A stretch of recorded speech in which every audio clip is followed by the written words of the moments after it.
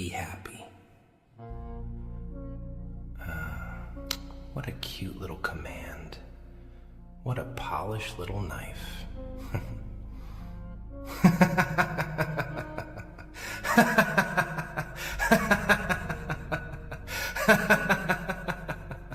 Be happy. As if happiness were a switch. As if pain were some rude guest you could escort out with good manners and warm tea. You hear it from smiling mouths, tidy mouths, mouths that love advice because advice is cheaper than presents. Be happy. Smile more. Think positive. Beautiful. Adorable. Cruel. Because sometimes that sentence is not comfort. It is dismissal and perfume. It is people begging your sadness not to interrupt their appetite. They do not want your healing. They want your pain to become quiet enough to be convenient. You know what is funny? The saddest people on earth become experts at performing sunshine.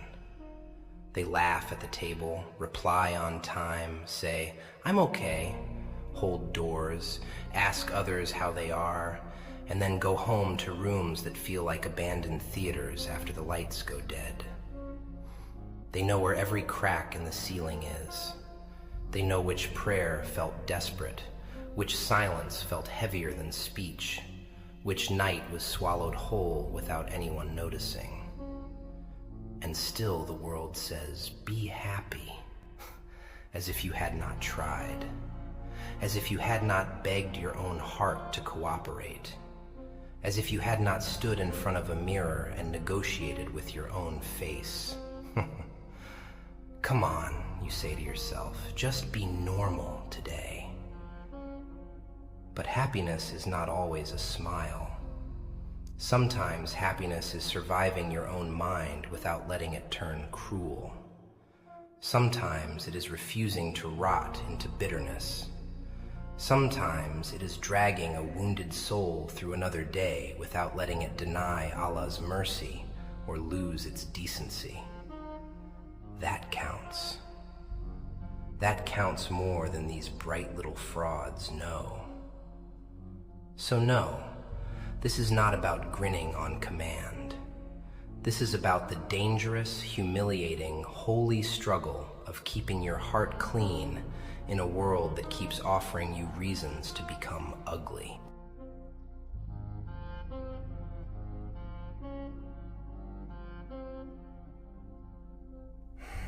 First, you have to understand how many people use happiness as camouflage. Not joy, not peace, performance. There is a difference. A man posts quotes about gratitude while treating his own family like unpaid servants. A friend laughs loudly in public, buys coffee for everyone, says, "Love you, brother," but leaves the second your usefulness drops. A woman says she is protecting her peace while quietly punishing everyone who refuses to orbit her moods. Happiness can become theater, and theater is sometimes just pain in good lighting. You have seen it. The coworker who smiles at meetings and poisons names in private. The relative who says, "I just want everyone united," while feeding little resentments like pets. The person who tells you to stay positive because your honesty is making their costume slip. They are not happy. They are decorated. There is glitter on the wound, that's all. And you, poor thing, you thought your sadness meant you were losing, while their laughter meant they were winning. No, not always. Some smiles are just makeup for the soul. Some laughter is a fire alarm disguised as music. That is why you must stop envying surfaces. Stop kneeling before appearances. Stop assuming the loudest joy is the deepest peace. It is often the opposite. The one who posts the most may be begging for witnesses. The one who says good vibes only may be terrified of 1 minute alone with their own thoughts. The one who jokes constantly may be stitching their mind together between punchlines.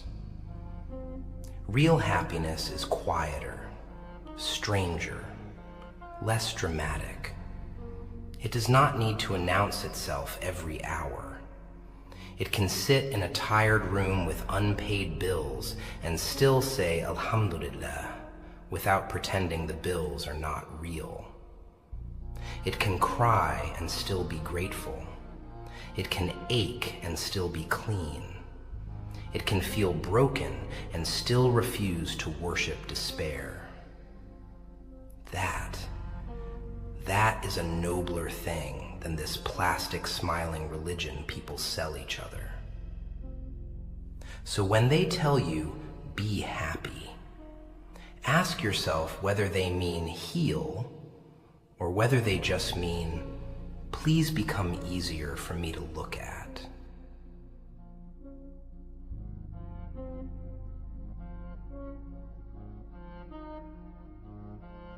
Second, you have to stop insulting yourself for feeling heavy. Some of you treat your sadness like a crime scene. Every bad day becomes evidence against your worth. Every tired prayer becomes proof that you are weak. Every quiet dinner, every lonely walk, every hour you cannot feel delight. Suddenly you think you have failed at being human. What a brutal little court you built in your own head. The world taught you that happiness is the sign of health, success, divine favor, beauty, intelligence, balance, maturity. So when the joy leaves for a while, you panic. Something is wrong with me. Maybe not. Sometimes something is wrong around you. Sometimes you are carrying too much with too little rest. Sometimes people have been feeding on your emotional labor for years and calling it love. Sometimes your chest is heavy because your soul has been swallowing disrespect politely. Sometimes sadness is not weakness, it is information. It is the body saying, this is not clean. It is the heart saying, I have been asked to survive too much at once. It is the nervous system saying, I cannot keep pretending this room is safe. So no, not every dark season is a moral failure. A father trying to provide while everyone depends on him and nobody asks if he is sleeping is not necessarily broken because he stopped laughing. A mother who is kind to everyone and exhausted by everyone is not a bad servant because she feels empty at sunset. A student who smiles in class and then stares at the wall for an hour is not fake. A man who keeps his prayers and still feels sorrow is not abandoned. You need to stop speaking to yourself like an enemy. Stop saying, why can't I just be happy? Ask better. Ask, what am I carrying? Ask, what am I tolerating? Ask, who benefits from me staying cheerful while I am quietly collapsing? Because there are people, there are people who love your light as long as it costs them nothing. And the second that light asks for care, patience, or truth, they call you complicated. That is not your failure. That is their hunger revealing itself. Pain is not always poison. Sometimes it is exposure.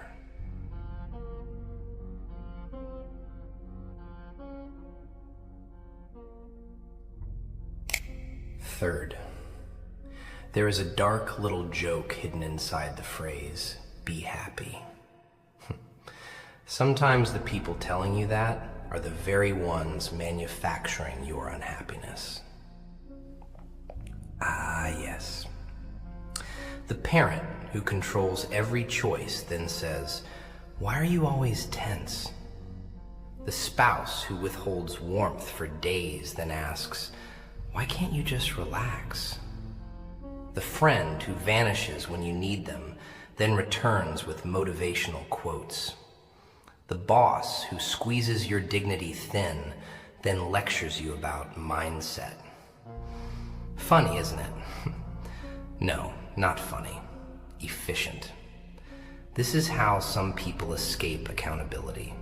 They rebrand your wound as your attitude. If they can convince you that your sadness is just negativity, then they never have to examine their own cruelty, selfishness, inconsistency, or neglect. Your pain becomes a personality flaw. Their behavior becomes invisible. That is why clarity matters. Real clarity. Painful clarity.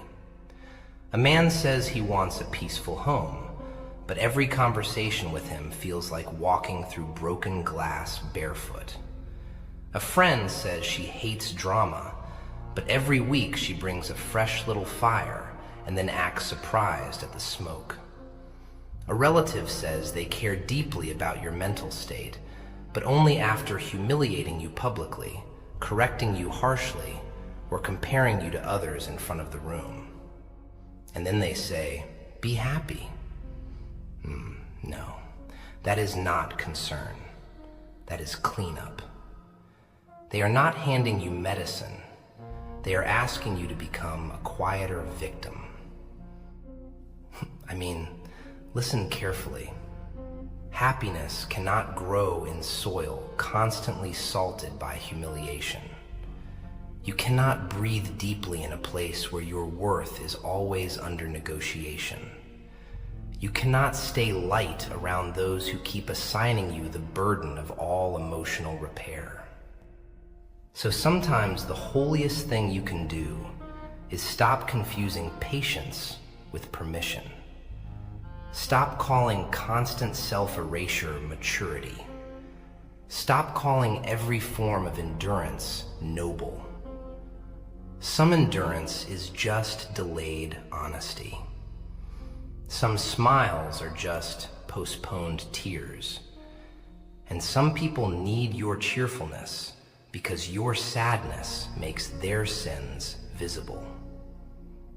Do you understand? They do not fear your pain. They fear what your pain says about them. So before you ask how to be happy, ask where your happiness keeps getting taxed, mocked, drained, or quietly punished the moment it stops serving others.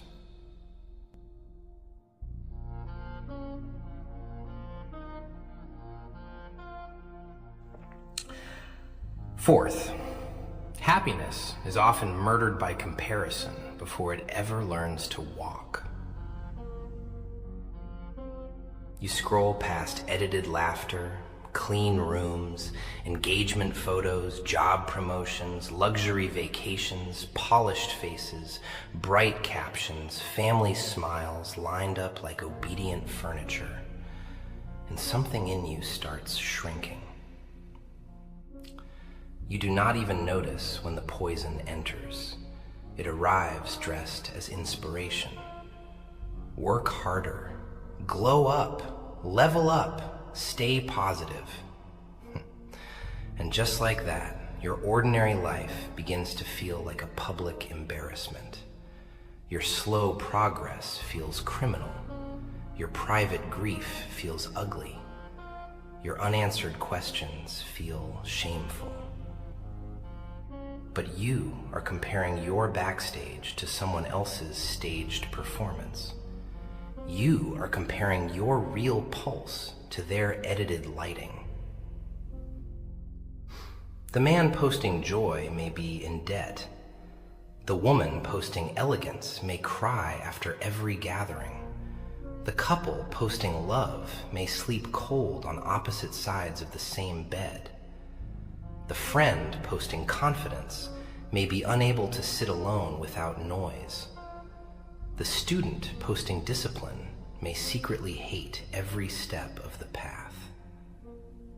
And even when their joy is real, it was never meant to become a weapon against your timeline. Allah gives differently, tests differently, opens differently, withholds differently. Your chapter is not late because it is not identical. Your quiet season is not worthless because it is not photogenic. A heart can be closer to truth in a small room with unanswered questions than in a spotlight full of applause and hidden rot. But comparison is sneaky. It teaches you to mistrust your own portion. It teaches you to look at ni'mah through the window of someone else's appetite. It makes you ashamed of modest goodness because someone else's life appears louder. And loud is not always blessed. Loud is often insecure. Loud often needs witnesses. Loud often trembles in private. Happiness dies when gratitude is replaced with performance-based envy. That is why some people can have less and sleep with softer hearts, while others own more and still feel chaste. So protect your gaze, protect your comparisons, protect the stories you tell yourself when you see others shining. Because sometimes you are not sad from deprivation. You are sad from exposure to too many illusions. And illusions are greedy little thieves. They steal peace from the living and hand it to the imaginary.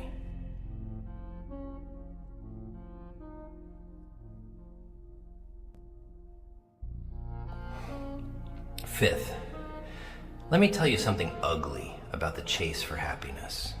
If you make it your idol, it humiliates you. Oh yes. The more desperately you grab at feeling good all the time, the more fragile you become. Every inconvenience feels like betrayal. Every sad morning becomes a spiritual emergency.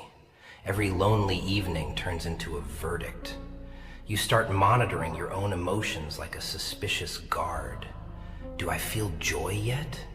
Why am I still heavy? What is wrong with me? And now your pain has a second pain attached to it, the fear of still having pain. That is how people get trapped. Not because sorrow visited them, but because they could not stop worshiping the absence of sorrow. Real peace is sturdier than happiness. Happiness can be weather. Peace is architecture. Happiness can be laughter at dinner. Peace is being able to sit alone without feeling abandoned by your own soul. Happiness can be a good phone call, a compliment, good news, a successful day. Peace is deeper. Peace can survive unanswered messages, delayed relief, misunderstood intentions, even grief. You need that deeper thing, because if your entire faith in life depends on feeling bright, then one dark week will make you question everything. A lost opportunity, a betrayal, a rejection, an illness, a financial strain, a season of waiting, and suddenly you think you are falling apart. But maybe you were built on the wrong measurement. Maybe you thought be happy meant never tremble. Maybe you thought strong people smile more. No. Strong people return without becoming filthy inside. Strong people ache without losing adab. Strong people get disappointed and still do not poison everybody around them. Strong people cry, then wash their face, then keep their prayers from becoming theater. Do you see? The command is not to feel pleasure every hour. The command is to protect the soul from corruption while living through whatever hour arrives. A man who lost work but refuses to lie, refuse worship, or crush his family under his frustration may not look happy, but he is carrying something far more honorable than shallow cheerfulness. A woman who has been ignored, belittled, and tested, but still resists turning cruel, is not failing at life. She is fighting a war invisible people could never survive with their little slogans. So stop begging happiness to save you. Ask for steadiness. Ask for sincerity. Ask for a heart that does not become arrogant in ease or rotten in pain. Because a happy face can hide a dying core. But a steady heart can walk through darkness without kneeling to it.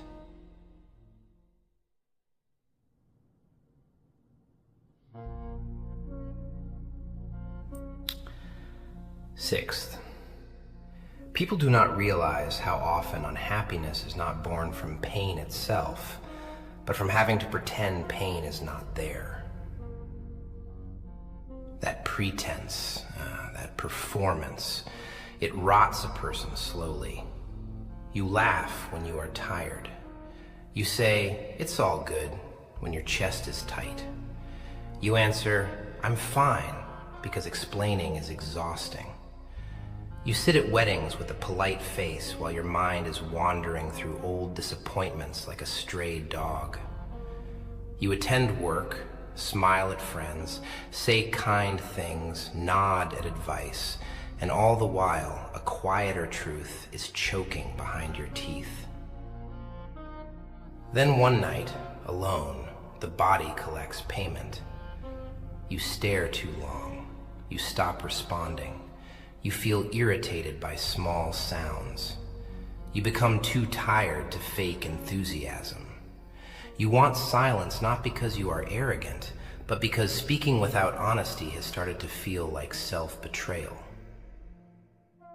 That is why some of the nicest people become suddenly distant, not because they stopped caring, but because caring while bleeding has a cost. And nobody notices until your performance gets rusty. Then they call you moody. They call you negative. They say you changed. Of course you changed. Constantly swallowing yourself changes the texture of a human being.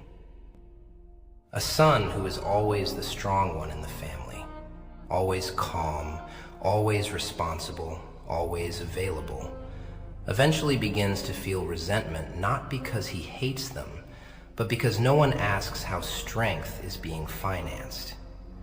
A wife who keeps peace in the home by eating every insult quietly eventually loses laughter not because she is difficult, but because silence has been used as a weapon against her dignity.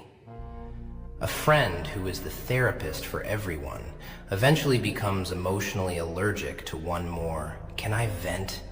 because no one remembers he is a person and not a public utility. This is what I mean when I tell you that unhappiness is often an unpaid invoice. Years of suppressed honesty, delayed grief, swallowed disappointment, unspoken boundaries, undeclared loneliness, unprocessed disrespect. People think sadness erupts from nowhere. No, usually it leaks through ceilings that have been damaged for a very long time. And then society loves this part.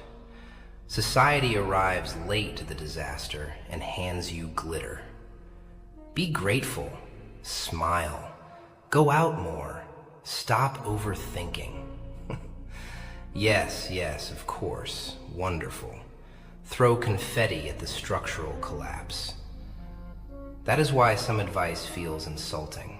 Not because gratitude is wrong, not because joy is wrong, but because shallow instruction given to deep exhaustion feels like mockery wearing good manners. Healing starts the moment you stop lying to yourself about what hurts. It starts when you admit, this relationship drains me. This job humiliates me. This friendship only wants my light, not my truth. This family pattern keeps asking me to bleed quietly and call it respect.